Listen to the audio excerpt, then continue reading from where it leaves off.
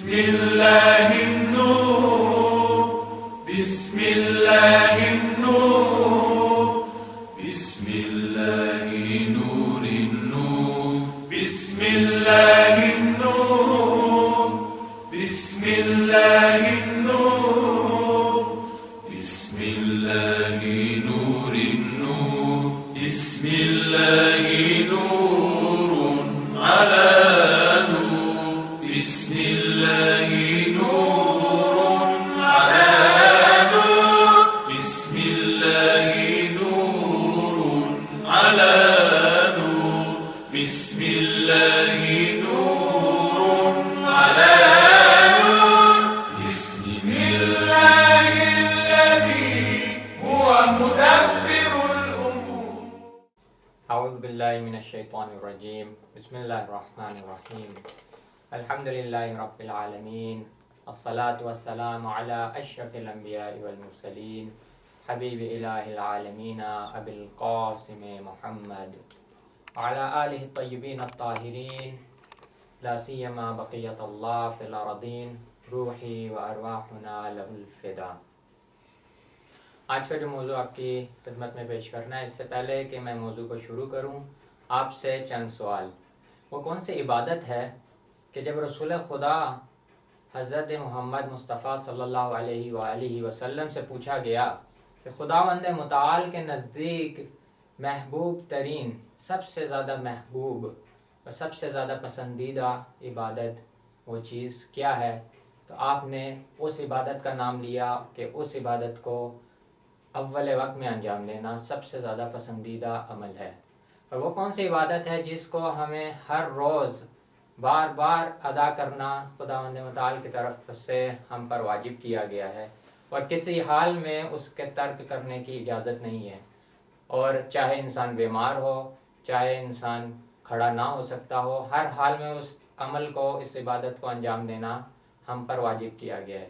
اور وہ کون سی عبادت ہے کہ اگر اس کو وقت میں ادا نہ کیا تو اس کی قضا ہم پر واجب ہے. وہ کون سی عجیب عبادت ہے، اور کیا اس کی اتنی بلند عبادت کہہ لیں آپ کہ وہ کون سی عبادت ہے اور کون سا عمل ہے جس کے لیے شب عاشوراء امام حسین علیہ السلام نے مہلت مانگی اور کہا، اور امام نے فرمایا کہ میں اس چیز کو سے محبت کرتا ہوں. اور وہ کون سی عبادت ہے اور وہ کون سا عمل ہے جس کے بارے میں، جس کے حوالے سے امام حسین علیہ السلام نے کربلا میں بھی اس کی تاخیر پسند نہ کی اور اس کو اول وقت میں انجام دیا. جی ہاں، بالکل آپ لوگ سمجھ گئے ہوں گے کہ جواب ان سب سوالات کا ایک ہی ہے، اور وہی آج کے گفتگو کا عنوان ہے، نماز. مختصر نماز کے حوالے سے گفتگو کی، نماز کی اہمیت پر، اور اس کے حوالے سے کچھ چیزیں بیان کی جائیں گی. انشاءاللہ کوشش ہے کہ ماہ رمضان میں ہم اس وقت سے اور فرصت سے جتنا زیادہ سے زیادہ علم حاصل کرنے میں اور اپنے آپ کو پاک و پاکیزہ کرنے میں وقت لگائیں اور استفادہ کریں اس مہینے سے، اس کے ایک ایک گھنٹے سے، تو ہماری ہی اس میں کامیابی ہے. سب سے پہلے جو ہے یہ جو آپ کو میں نے کچھ سوالات بیان کیے تھے، خود ان سے ہمیں نماز کی اہمیت ہمارے لیے اجاگر ہو جاتی ہے. جب رسول خدا سے پوچھا گیا کہ محبوب ترین عمل خداوند متعال کے نزدیک کیا ہے، تو رسول خدا فرماتے ہیں کہ نماز اول وقت، نماز کو اول وقت میں پڑھنا. جیسے ہی آپ نے اذان سنی ہے نماز کے لیے بھاگیں، نماز کے لیے تیاری کریں، یا حتیٰ پہلے سے نماز کے لیے تیار رہیں. اور جن جن لوگوں کو ماشاءاللہ سے نماز جماعت کی عادت ہے تو وہ اس عبادت سے اور اس خاص عمل سے، نماز اول وقت کی فضیلت سے کبھی محروم نہیں رہ سکتے. تو کوشش یہ کریں کہ خداوند متعال کے قرب حاصل کرنے کے لیے نماز اول وقت کو اہمیت دی جائے. اور اسی طرح ہم خود احکامات جو ہمارے لیے احکام بیان کیے گئے ہیں اس سے سمجھتے ہیں کہ یہ کتنی ہی زیادہ فضیلت رکھتی ہے اور اہمیت رکھتی ہے کہ کسی بھی صورت میں اس کو ترک کرنے کی اجازت نہیں دی گئی. حتیٰ یہاں تک کہ جب انسان ڈوب بھی رہا ہو اور اس نے نماز نہ بھی پڑھی ہو تو اس صورت میں بھی وہ صرف نیت کر لے کہ میں ظہر کی پڑھ رہا ہوں، خدا اس کے لیے یہ نیت کو ہی نماز شمار کرے گا اور قبول کر لے گا. تو اس صورت میں بھی انسان کے لیے یہ معاف نہیں ہے، بیماری کی صورت میں بھی معاف نہیں ہے۔ جی ہاں، خدا نے آسانی دی ہے بالکل، اور آسانی یہ ہے کہ اگر آپ کھڑے نہیں ہو سکتے تو بیٹھ کے نماز پڑھ لیں، لیکن ہاں اس کی شرائط پتہ ہونی چاہیے کہ بیٹھ کے کس طرح بیٹھ کے نماز پڑھنی ہے، اس کے احکام ہیں، علماء سے آپ کو پوچھنا ضروری ہے کہ سجدہ کس طریقے سے کرنا ہے، ایسا نہ ہو کہ بیٹھ کے پڑھنے میں کچھ چیزیں غلط ہو جائیں۔ تو یہ ساری چیزیں ضروری ہیں۔ اگر بیٹھ کے نہیں پڑھ سکتے، اگر ہاسپٹل میں کوئی شخص ہے، مریض ہے، اٹھ نہیں سکتا، تو اس کے لیے بھی نماز پڑھنا واجب ہے، لیٹ کے پڑھے گا۔ اگر وضو نہیں کر سکتا، پانی نقصان دہ ہے، اس صورت میں بھی اس کے لیے نماز معاف نہیں ہے، تیمم کر کے وہ نماز کو ادا کرے گا۔ تو یہاں سے جی ہاں ہم سمجھ رہے ہیں کہ نماز خداوند متعال کے لیے کتنی بڑی اہمیت کا عمل ہے کہ جس کو کسی حال میں ترک نہیں کیا جا سکتا۔ خود اہل بیت کی زندگی سے ہمیں اس کی اہمیت ہمارے لیے اجاگر ہوتی ہے۔ شب عاشوراء امام حسین نے جو کچھ مہلت لینے، ایک شب کی جو مہلت لی عبادت کے لیے، اور فرمائے انی احب الصلاۃ، میں نماز کو پسند کرتا ہوں، نماز سے محبت کرتا ہوں، اور کچھ چیزیں امام نے اور بھی فرمائی، میں قرآن کی تلاوت سے محبت کرتا ہوں، میں دعا سے محبت کرتا ہوں۔ تو پہلی چیز امام فرما رہے ہیں انی احب الصلاۃ، میں نماز سے محبت کرتا ہوں۔ اور عاشوراء کے دن امام نے کر کر بھی دکھایا کہ میری ساری قربانی کا ہدف دین اسلام کو بچانا ہے، نماز کو بچانا ہے۔ اور امام نے عاشوراء کے دن اول وقت نماز پڑھ کر، تیروں کی بارش کے درمیان نماز پڑھ کر ساری انسانیت کو، سارے مسلمانوں کو، اور خاص طور پر ہم شیعوں کو جو اہل بیت سے محبت کرتے ہیں، یہ چیز کر کر دکھا دی کہ نماز ہی وہ عمل ہے جو اہل بیت جس کے سکھانے کے لیے اور جس کے لیے ہمارے لیے آئے اور قربانی دی انہوں نے، اور اسلام کو ہمارے تک اس طریقے سے مشکل طریقے سے ہم تک پہنچایا۔ ایک سوال میں آپ سے پوچھوں گا اور اس کی طرف ہم آج کا ٹاپک یہاں سے شروع کرتے ہیں کہ خداوند متعال ہم سے کیوں عبادت چاہتا ہے، یعنی عبادت کیوں؟ آیا خدا کو ہماری عبادت کی ضرورت ہے؟ آیا خداوند متعال خدا نخواستہ محتاج ہے؟ اگر ہم عبادت نہیں کریں گے تو وہ کسی مشکل میں پڑ جائے گا خدا نخواستہ، یا نہیں کچھ اور وجہ ہے؟ عبادت کرنے کی جو دستور دیا گیا ہے، جو فرمان دیا گیا ہے کہ واجب ہے، ضرور کرنی ہے، اس کی کیا وجہ ہو سکتی ہے؟ سب سے پہلا جو جواب ہے، عبادت کا فلسفہ یہ ہے، عبادت کرنے کے ایک جو دلیل ہے وہ یہ ہے کہ ہم خداوند متعال کی نعمتوں کا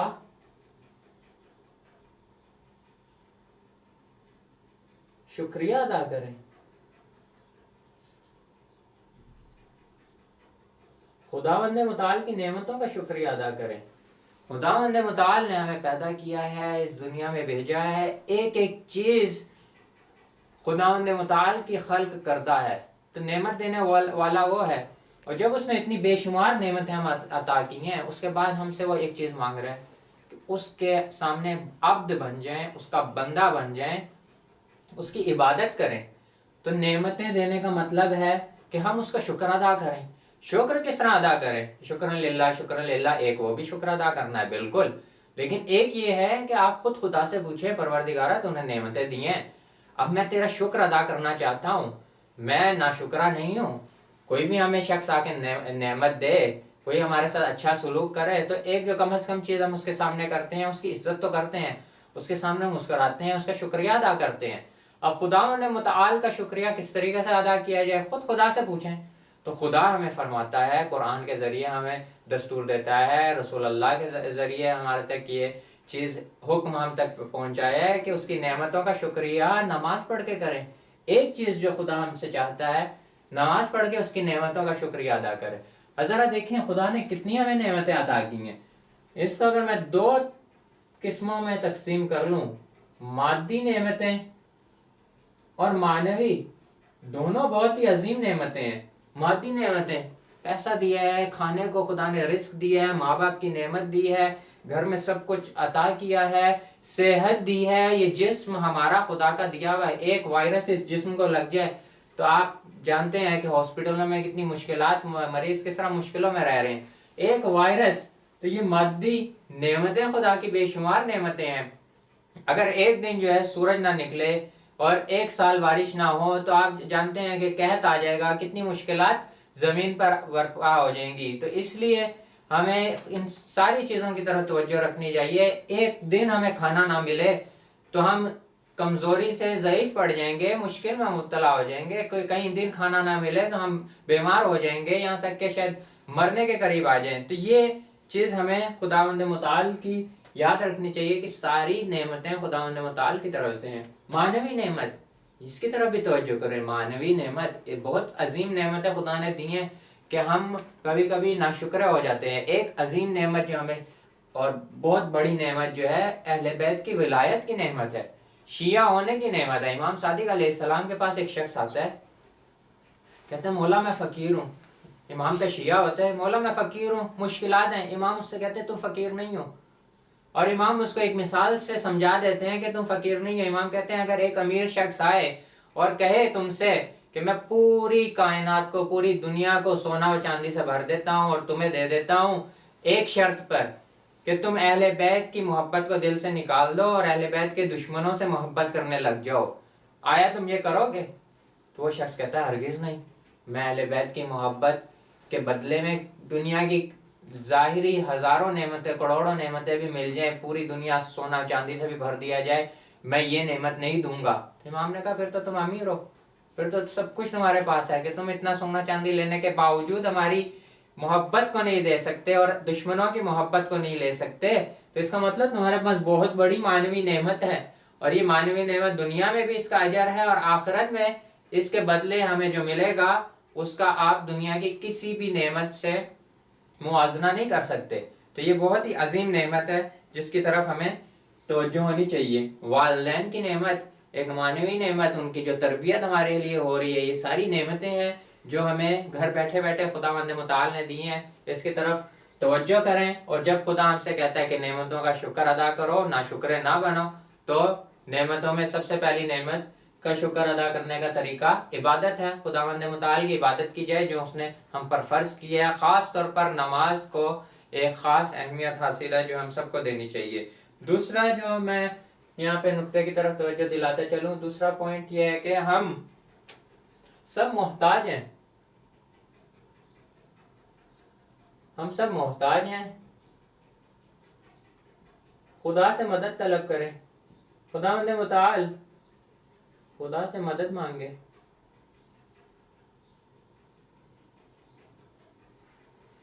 ایک جو مدد مانگنے کا طریقہ ہے وہ خود یہی نماز ہے۔ خداوند متعال سورہ بقرہ میں فرماتا ہے استعینوا، اے مومنو، اے ایمان والو، استعینوا، مدد مانگو۔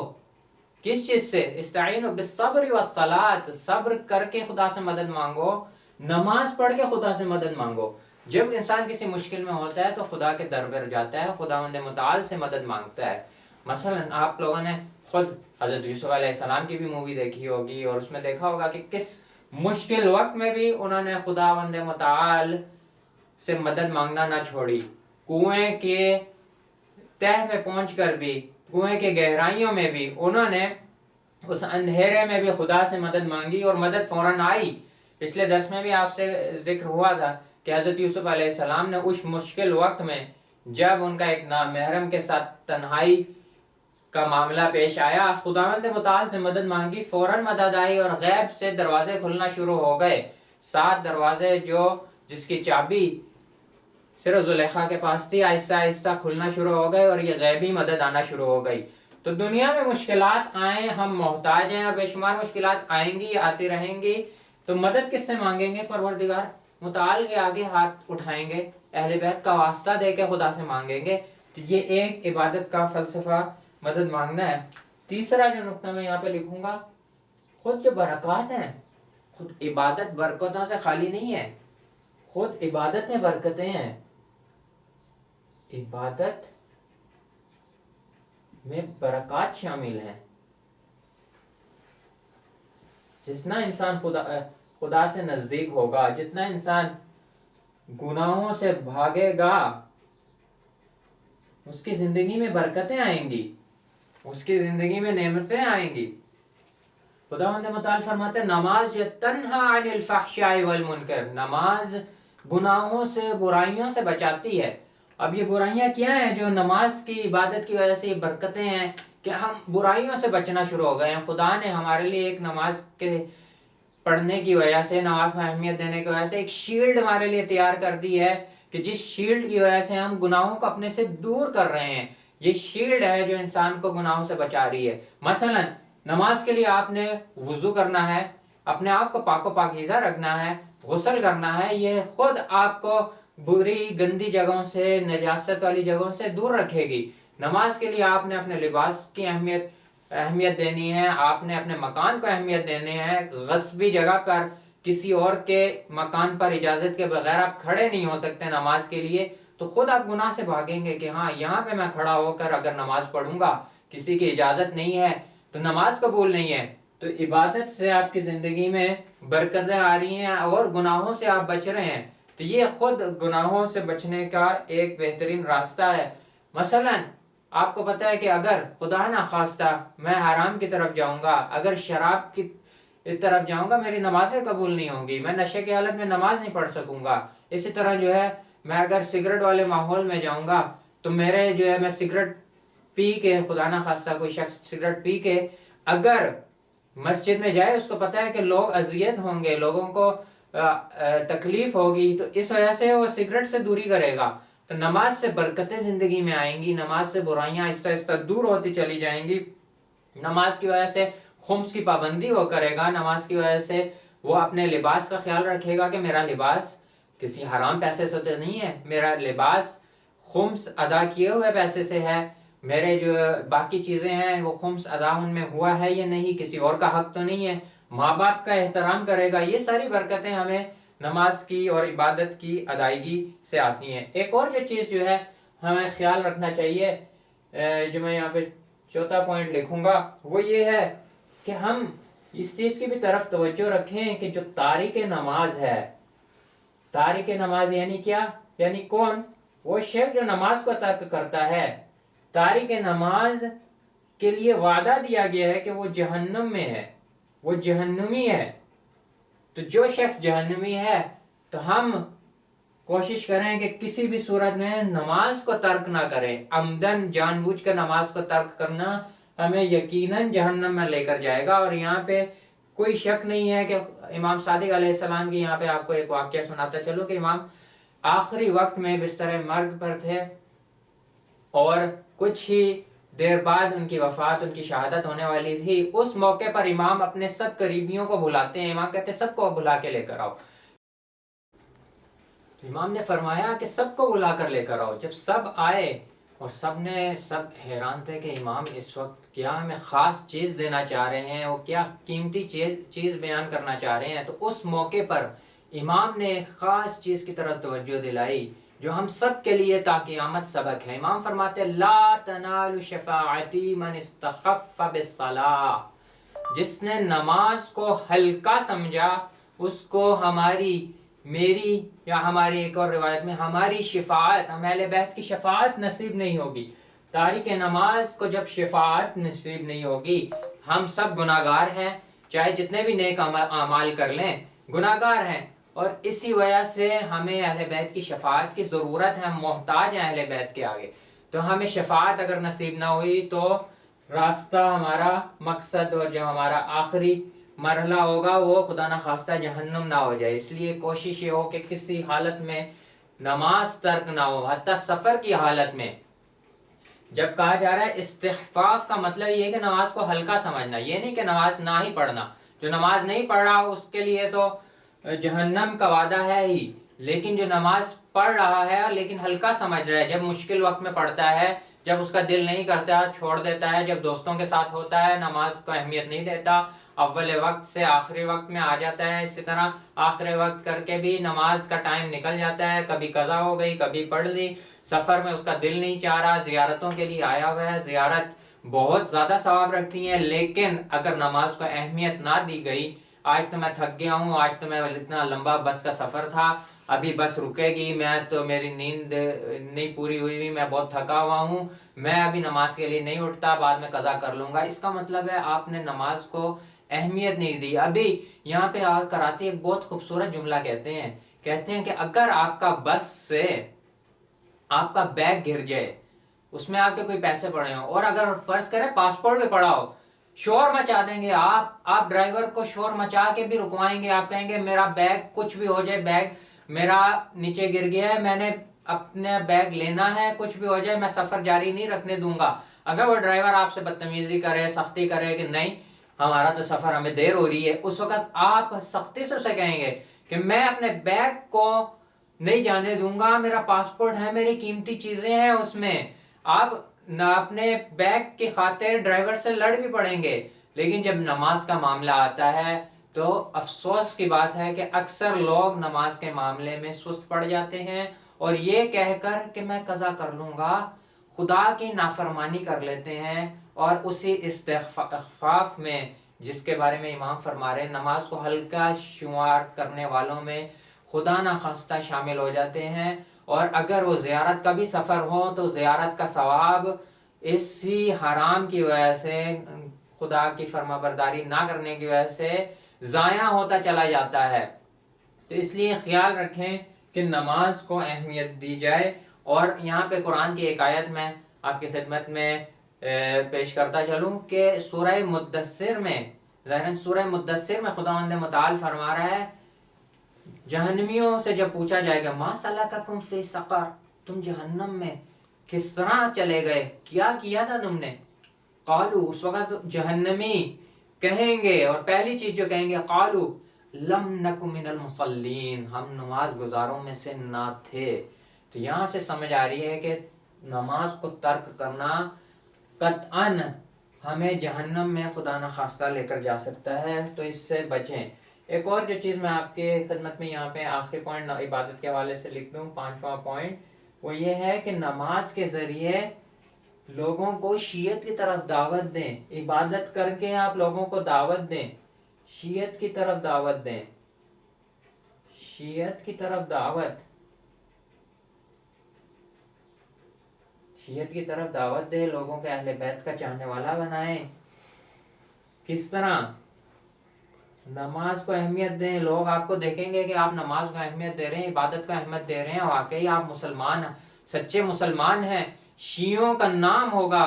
لوگ جب دیکھیں گے شیعہ نماز کو اہمیت دے رہے ہیں تو وہ شیعوں کو اچھے انداز میں پہچانیں گے، اہل بیت کو اچھے انداز میں سمجھنے کی کوشش کریں گے۔ آپ کے سنی دوست آپ کے ساتھ ہیں، آپ کہیں جا رہے ہیں تو آپ وہ لوگ نماز کو اگر اہمیت نہیں دے رہے، آپ اہمیت دیں گے تو ان کو سمجھ آئے گی کہ شیعہ نماز کو اہمیت دیتے ہیں۔ ایسا نہیں ہے جو شیعوں کے خلاف پروپیگنڈا ہو رہا ہے کہ نماز کو اہمیت نہیں دیتے، آپ ان کو کر کر دکھائیں، شیعوں کو آپ دوسروں کو عملی دعوت دیں، آپ شیعہ حقیقی بن کر دکھائیں کہ ہم نمازیوں کو ماننے والے ہیں، ہم صادقین کو ماننے والے ہیں، اہل ذکر کو ماننے والے ہیں، جنہوں کی ساری زندگی عبادت میں گزری، جنہوں نے کربلا کے میدان میں بھی عبادت کو ترک نہ کیا، ہم ان کے ماننے والے ہیں۔ تو اس طریقے سے آپ شیعت کو زیادہ سے زیادہ پھیلانے میں کامیاب ہو سکیں گے۔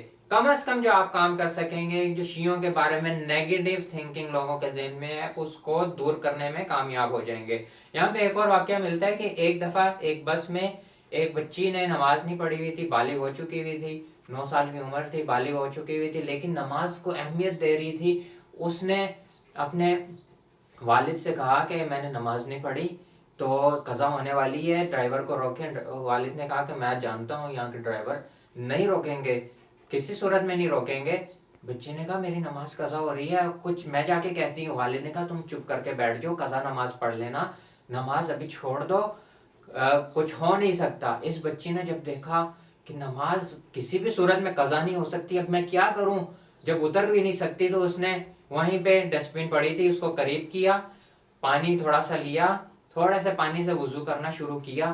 پھر آگے سے جب کنڈکٹر نے دیکھا اور ڈرائیور نے جب شیشے میں دیکھا کہ بچی کچھ کر رہی ہے سیٹ کے پیچھے، تو کنڈکٹر پیچھے آیا، اس نے جب پوچھا کہ کیا ہو رہا ہے یہاں پر، تو بچے نے کہا نماز کے لیے آپ روکیں گے تو نہیں، تو میں یہیں پہ نماز پڑھنے کی تیاری کر رہی ہوں، کم از کم نماز قضا نہ ہو، اسی صورت میں میں وضو کر کے بیٹھ کر ہی نماز پڑھ لوں تاکہ نماز قضا ہونے کا گناہ میرے سر پر نہ آئے۔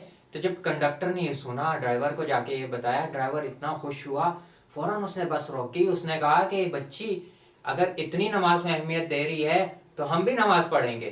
اس وقت وہ بچی کہتی ہے کہ میں جب اتر کے میں نے نماز پڑھی، بس کے 17 لوگ میری وجہ سے اترے، شرمندہ ہوئے کہ ہم نے بھی تو نماز نہیں پڑھی ہوئی تھی، یہ بچی اگر نماز کو اہمیت دے رہی ہے، ہم بڑے ہیں، ہم پر تو واجب بھی ہے، ہم سب پر اب بھی واجب ہے، صرف بچی جو ہے 9 سال کی واجب ہونے کے بعد اہمیت دے رہی ہے اتنی، تو ہم اتنے بڑا ہو کے کیوں گناہ کر رہے ہیں؟ 17 لوگوں نے نماز پڑھی، اس کے بعد یہ بچی لکھتی ہے کہ وہ میری بہت ہی خوبصورت نماز تھی جس کی وجہ سے میری وجہ سے 17 لوگوں نے نماز پڑھی۔ اور اگر واقعی آپ اس طرح کام کریں، شیعت کتنی تیزی سے پھیلے گی اور کتنی شیعت کے بارے میں لوگوں کے اچھی سوچ کی تبدیلی آئے گی۔ تو یہ کوشش کریں کہ آپ عبادت کو اہمیت دیں اور اسی طرح عبادت کو میں اپنے کمال خدا کے راستے پہ چلتے ہوئے کمالات تک پہنچیں، اور عبادت ہمیں اصل میں کمالات تک پہنچانے کا ذریعہ ہے۔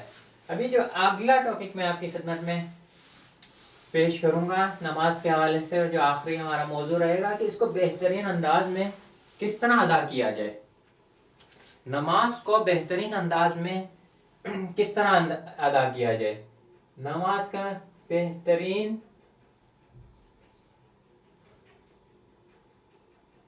طریقہ، بہترین طریقہ نماز کے حوالے سے بہترین طریقہ کیا ہے؟ سب سے پہلا جو یہاں پہ میں ایک چیز کی طرف اشارہ کرتا جا رہا ہوں اور بہت ہی ضروری ہے، نماز کا بہترین طریقہ، سب سے پہلا مرحلہ جو ہے، پہلے مرحلے میں نماز کو صحیح ادا کرنا سیکھیں، نماز کو صحیح ادا کریں۔ اگر نماز صحیح ادا نہیں ہوگی تو پھر قبول بھی نہیں ہوگی۔ نماز صحیح ادا کس طرح کرنی ہے؟ نماز کے لیے جو احکام بیان کیے گئے ہیں ان کو آپ جانیں، پہلے آپ کو احکام پتہ ہونے چاہیے۔ احکام کیا کیا ہیں؟ عربی زبان کے حوالے سے نماز کی قرأت آپ کی ٹھیک ہونی چاہیے، نماز کی قرأت، نماز کی عربی، نماز کی عربی آپ کو پتہ ہو کہ آپ کیا حرف ادا کر رہے ہیں۔ عربی اور اردو میں فرق ہے، عربی میں ہے اور ہے دونوں الگ ہیں، اردو میں ایک ہی استعمال ہوتا ہے، حلوہ ہم کہتے ہیں حلوہ، لیکن عربی میں ہے کا تلفظ ہے الگ ہے۔ الحمدللہ کہنا غلط ہے، الحمدللہ تلفظ ہے کا الگ ہے، زال، زے اور ضاد یہ سب عربی میں الگ تلفظ رکھتے ہیں، یا ضوئیں، عظیم، ذالک، یہ سب کا الگ تلفظ ہے۔ اگر آپ نے سب کا ایک ہی ادا کر دیا تو نماز باطل ہے، اور نماز میں جو آپ محنت کر رہے ہیں آپ کو نماز قضا کرنی پڑے گی۔ تو محنت ابھی آپ کر لیں شروع میں، ابھی آپ لوگ جو ہیں بلوغت کے سن کے قریب ہیں، کچھ لوگ بالغ ہو چکے ہیں یا کچھ بچے بالغ ہونے والے ہیں، تو جتنا جلدی آپ اس کو صحیح کر لیں گے آپ کی اس میں بھلائی ہے، اور آپ بعد میں نمازیں آپ کی ٹھیک ہوں گی۔ جب نمازیں ٹھیک ہوں گی، عربی کے ساتھ ادا ہوں گی، اور نماز کے احکام جان کر، احکام جانے۔ اب اسکول کے لیے ہم بے شمار کتابیں پڑھ لیتے ہیں، سینکڑوں کتابیں جو ہم اس کے لیے اسکول کے لیے پڑھ لیتے ہیں، احکام جاننے کے لیے چند ایک کتاب کو بھی ہم افسوس کے ساتھ کہنا پڑتا ہے کہ اہمیت نہیں دیتے۔ علماء سے پوچھیں، کوئی مسئلہ آتا ہے فوراً عالم سے پوچھیں، اور کوئی جو مسئلہ آپ کو پیش آتا ہے توضیح المسائل آپ کے سامنے ہونی چاہیے۔ آپ ایک درس کسی عالم کے ساتھ بیٹھ کے آپ نے ضرور پڑھا ہو، یہ ضروری ہے، ورنہ صرف اکیلے توضیح المسائل سے بھی پڑھ کے سمجھنا آسان کام نہیں ہے۔ آپ درس نکالیں، ڈاؤن لوڈ کریں، کسی کورس میں شامل ہوں، اپنے قریبی مدرسے میں جائیں اور کچھ سنڈے سکولز میں جائیں، کوشش کریں فوراً ان احکام کو اچھے طریقے سے جانیں، عربی کے تلفظ کو بہتر طریقے سے جانیں۔ ضروری نہیں ابھی آپ جو ہے نا بہت بڑے قاری بن جائیں، نہیں، لیکن کوشش یہی ہو کہ آپ عربی جو ضروری ہے اس حد تک جانیں، اور ہر کسی سے عربی نہ سیکھیں، ہر کسی کو تلفظ نہیں آتا، ہر گلے محلی میں جو قرآن سکھا رہا ہے وہ آپ کو صحیح عربی نہیں سکھائے گا، آپ کو اردو کی طرح سکھا دے گا، لیکن یہ اردو کی طرح عربی قرآن اور نماز پڑھنا نماز کو صحیح نہیں کرے گا، نماز آپ کی اس صورت میں بھی غلط ہی رہے گی۔ تو اردو کی طرح آپ نے عربی نہیں ادا کرنی، الحمدللہ کو الحمدللہ صحیح ہے، زال زاد والضالین کو صحیح ادا کرنا ہے. اسی طرح دوسرے حروف ہیں سبحان ربی الاعلی، عین کا تلفظ الف سے فرق کرتا ہے، اعلیٰ نہیں ہے، عظیم نہیں ہے، عظیم، عین کا تلفظ. یہ سارے تلفظ آپ کو اچھے طریقے سے آنے چاہیے، اسی صورت میں نماز صحیح ہوگی. ورنہ افسوس کے ساتھ کہنا پڑے گا کہ آپ کو پھر ساری نمازیں دوبارہ سے ادا کرنی پڑیں گی. دوسرے جو چیز میں نماز کے حوالے سے لکھوں، جو میں پہلے بھی بار بار تاکید کرتا جا رہا ہوں، اول وقت اگر حقیقی معنی میں نماز کا ثواب چاہیے تو اس کو اول وقت میں ادا کریں. آیت اللہ بہجت سے جو پوچھا گیا، خود آیت اللہ بہجت اپنے استاد کے حوالے سے بھی فرماتے ہیں، آیت اللہ قاضی طباطبائی بہت بڑے استاد ہیں جنہوں نے عرفانیات میں اور معنویت میں قدم بڑھایا اور کمالات پر پہنچے اور غیب کے پردے ان کے لیے ہٹ گئے. تو یہ فرماتے ہیں کہ جو اول وقت نماز پر کسی مقام پر نہ پہنچے تو وہ مجھ پر الزام لگائے کہ یہ ہو ہی نہیں سکتا کہ جو اول وقت کو اہمیت دے. اور ایسا نہیں ہے کہ آپ 2 دن دیں، 2 مہینے دیں، 2 سال دیں اور فوراً آپ کو جو ہے نا کچھ نظر آنے لگ جائے اور آپ کہیں کہ وہ بہت کیوں نہیں ہو رہا میرے ساتھ. نہیں، اس کا فائدہ ہوتا رہے گا، آپ کی روح بلندیوں پر جاتی رہے گی. اول وقت کو نماز کی اہمیت دیں. فجر کی نماز کوشش کریں کہ اول وقت پر ہی ادا ہو جائے، اور اس کے لیے آپ کو پلاننگ کرنی پڑے گی، جلدی سونا پڑے گا. نماز کو اہمیت دیں گے تو اول وقت پر اٹھ سکیں گے. ظہر کی اذان ہوتے ساتھ ہی آپ نماز کو اہمیت دیں. اذان کا مطلب یہ حی علی الصلاۃ، خدا بلا رہا ہے. اب خدا بلا رہا ہے اور ہم اگر اس وقت کرکٹ، فٹ بال، ڈرامے کو یا فیس بک اور ان چیزوں میں اگر لگے رہیں، اول وقت کو اہمیت نہ دیں. ابھی ماہ رمضان ہے، کم از کم جو آپ کر سکتے ہیں ماہ رمضان میں اول وقت کو ترک نہ کریں. یہ بہت ہی قیمتی مہینہ ہے، نماز اول وقت کو اہمیت دی جائے اس مہینے میں، تاکہ آئندہ کے لیے یہ عادت میں تبدیل ہو جائے. اور جتنا جلدی نماز کو ادا کریں گے، دنیا میں بھی اس کے فائدے اٹھائیں گے اور آخرت میں اول وقت کا ہمیں نتیجے وہاں پہ بھی بہترین انداز میں ملیں گے. اول وقت خود امام حسین علیہ السلام کی نماز سے ہمیں پتہ چلتا ہے کہ کتنی اہمیت ہے. اول وقت میں جو سب سے خاص چیز کی طرف میں یہاں پہ توجہ دلا چلوں، ایک یہ سٹار کے طور پہ آپ کو بتاؤں کہ اول وقت میں آپ اگر نماز جماعت کی نعمت سے فائدہ اٹھا رہے ہیں تو آپ کا اول وقت بھی اسی کے ساتھ ساتھ شامل ہے. آپ اول وقت کا بھی فائدہ اٹھا رہے ہیں. نماز جماعت کی ثواب اتنا ہے، اس کی عظمت کے لیے یہ کہنا بس کافی ہوگا کہ حتیٰ فرشتے بھی اس کے ثواب کو نہیں لکھ سکتے. ایک روایت میں ہے کہ رسول خدا نے جب جبرائیل امین سے پوچھا کہ نماز جماعت کے کیا فائدے ہیں، تو اس وقت انہوں نے جب ثواب بتانا شروع ہوئے تو ثواب ایسا بے شمار تھا کہ بندہ حیران رہ جائے کہ نماز جماعت ایک بندہ اگر گھر میں ایک نماز پڑھ رہا ہے تو اس کو ایک نماز کے ثواب ملے گا. لیکن مسجد میں جا کے اگر ایک بندہ بھی ہو، ایک امام جماعت اور دوسرا پیچھے پڑھنے والا، یعنی 2 بندے اگر نماز پڑھ رہے ہیں تو 2 بندوں کا ثواب جو بیان ہوا ہے،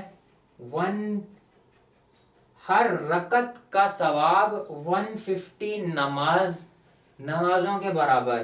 اور اگر جماعت میں 3 بندے ہو جائیں تو اسی طرح یہ بڑھتا چلا جائے گا 600 نمازوں کا ہر رکعت کے بدلے میں. اگر 4 ہو جائیں تو یہ اسی طرح بڑھتا چلا جائے گا، ڈبل سے ہوتا چلا جائے گا 1200. 5 بندے اگر جماعت میں ہو جائیں تو کہا جاتا ہے کہ یہ ثواب اور ڈبل ہوتا چلا جائے گا 2400. ہر رکعت کا ثواب 2400 نمازوں کا ثواب ملے گا. 6 بندے اگر ہو جائیں تو ثواب بدل جائے گا، یہاں پہ ایک سے تو جماعت نہیں ہوگی، 6 بندوں سے اگر ہو جائیں تو اسی طرح نماز کا ثواب بڑھتا چلا جائے گا. 4800 نمازوں کا ثواب ایک رکعت کے بدلے میں ملے گا. 7 رکعت ہو جائیں تو یہاں پہ جبرائیل جو فرما رہے ہیں ثواب 9600 نمازوں کا. اگر 7 بندے جماعت میں شریک ہیں تو 9600. 8 بندے ہو جائیں تو اسی طرح جبرائیل امین ثواب بیان کرتے جا رہے ہیں کہ 8 بندے اگر جماعت میں شامل ہیں تو اس کے حوالے سے کہا جائے کہ 19200 تقریباً 20 نمازوں کا ہر رکعت کے بدلے میں 9 اگر ہو جائیں تو اس کے بارے میں ہے کہ 38,400 نمازوں کا ہر رکعت کے بدلے میں ثواب. 10 ہو جائیں تو اسی طرح 76,800 یا جتنی بھی جو ہے نا اس طرح کی تعداد جو لکھی آئی ہے روایت میں. آگے کہا جاتا ہے کہ اگر 10 سے زیادہ ہو جائیں، 10 سے یعنی 11 سے جتنے بھی زیادہ ہو جائیں، اس کا ثواب صرف خدا ہی شمار کر سکتا ہے، یعنی انفینٹی ہو جائے گا، خدا ہی شمار کر سکتا ہے. تو جب اتنا ثواب آپ کو ہر رکعت کے بدلے میں مل رہا ہے تو اس سے ہمیں سمجھ آتی ہے کہ یہ نماز ہمیں فری میں ثواب دے رہی ہے. تھوڑی سی محنت آپ کو کرنی ہے، اچھی عادت بن جائے گی. ابھی آپ کی ایج ایسی ہے کہ اچھی عادتیں اگر ابھی بنا لی تو آپ جلد از جلد جو ہے نا ان عادتوں کے ذریعے اللہ کے راستے پر اور نیک راستے پر لگ سکتے ہیں. اور انشاءاللہ امام زمانہ نے جب ظہور کرنا ہے اور بہت جلد انشاءاللہ امام ظہور کریں تو ہم انہی نیک عادتوں کی وجہ سے امام کے سپاہیوں میں شامل ہونے کی قابلیت پیدا کر لیں گے. تو یہ چیزیں بہت ضروری ہیں کہ انسان جو ہے نماز جماعت کو اہمیت دے. تیسری جو چیز یہاں پہ میں آخری پوائنٹ آپ کی خدمت میں بیان کرتا چلوں وہ یہ ہے کہ نماز صحیح تو پڑھ لی، اول وقت بھی پڑھ لی، لیکن جو آخری چیز یہ بھی ضروری ہے اس کے بعد اس کو سب سے پہلے اہمیت دی جائے. اس کے فوراً بعد جو ہے نا جب اس میں آپ کی اچھی عادت ہو جائے اور ساتھ ساتھ کوشش کریں آپ نماز کو توجہ سے پڑھیں، حضور قلب کے ساتھ، توجہ کے ساتھ. حضور قلب کے ساتھ جب نماز کو ادا کریں گے، اور حضور قلب آئے گا کس طرح، اس کے لیے میں کچھ آپ کو پوائنٹس اور ٹپس بتاتا چلوں.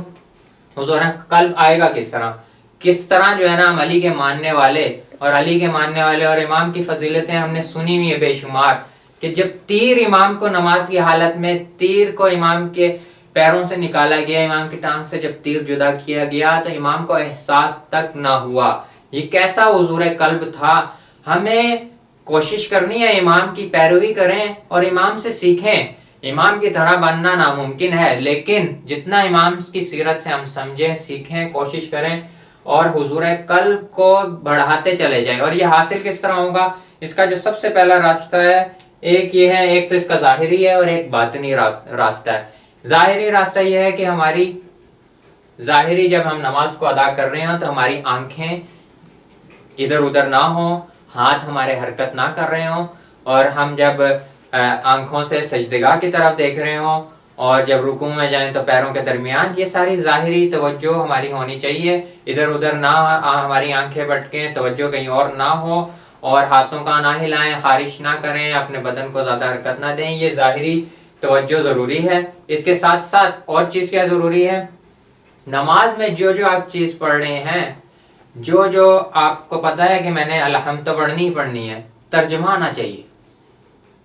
اور اس کیسے افسوس کی بات ہے کہ ہم انگلش کے کتنی پوائنٹس یاد کر لیتے ہیں، سمجھ لیتے ہیں، دوسری زبانیں سیکھ لیتے ہیں، لیکن ایک عربی جو ہمارے دین کی زبان ہے اس کو سمجھنے میں کوتاہی کرتے ہیں. اور خاص طور پہ اس زبان کے اس سوروں کو جن کو ہم نے ہر روز بار بار پڑھنا ہے. دن میں 5 نمازوں میں کم از کم 10 بار سورہ الحمد، سورہ فاتحہ کو ہم نے پڑھنا ہے، اس کی تلاوت کرنی ہے، تو اس کا ترجمہ ہمیں آنا چاہیے. سورہ قل هو اللہ، سورہ انا انزلنا، چھوٹی صورتیں جو ہم نماز میں پڑھتے ہیں ان کا ترجمہ آنا چاہیے. یہ جب ترجمہ آئے گا، سبحان ربی العظیم وبحمدہ، سمع اللہ لمن حمدہ، سبحان ربی الاعلی، سجدے میں جا کر، تو یہ سارے چھوٹے کلمات کا ترجمہ جب آئے گا تو خود بخود آہستہ آہستہ آپ کا حضور قلب، آپ کی توجہ نماز کی طرف بہتر ہوتی چلی جائے گی، اور نماز کو آرام سے سکون کے ساتھ ادا کیا جائے. ورنہ جلدی پڑھا جائے تو نہ توجہ ہوگی، اور کوشش کریں کہ اگر جماعت کے ساتھ پڑھا جائے تو بہترین طریقہ ہے. اگر گھر میں پڑھا جائے تو خاموشی میں ایک الگ جگہ پر ٹی وی اس وقت آن نہ ہو، لوگ ادھر ادھر نہ جا رہے ہیں، تاکہ آپ کی توجہ نماز کی طرف ہو سکے، حضور قلب کے ساتھ آپ نماز کو ادا کر سکیں. اور یہ ساری چیزیں جو ہیں نماز کے حوالے سے ضروری ہیں. اور ایک جو باطنی چیز ہے جس کی طرف میں توجہ دلاؤں، جس کی وجہ سے نماز میں توجہ آسان ہو جاتی ہے، اور وہ سب سے ضروری ہے، وہ یہ ہے گناہوں سے دوری کریں، گناہوں سے دوری۔